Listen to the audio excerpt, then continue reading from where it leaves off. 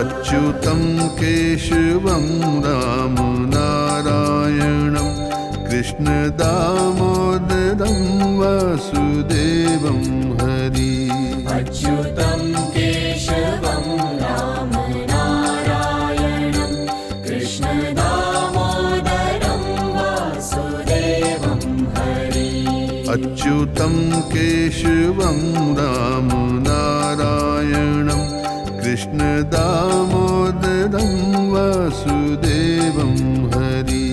अच्युतं केशवं रामनारायणं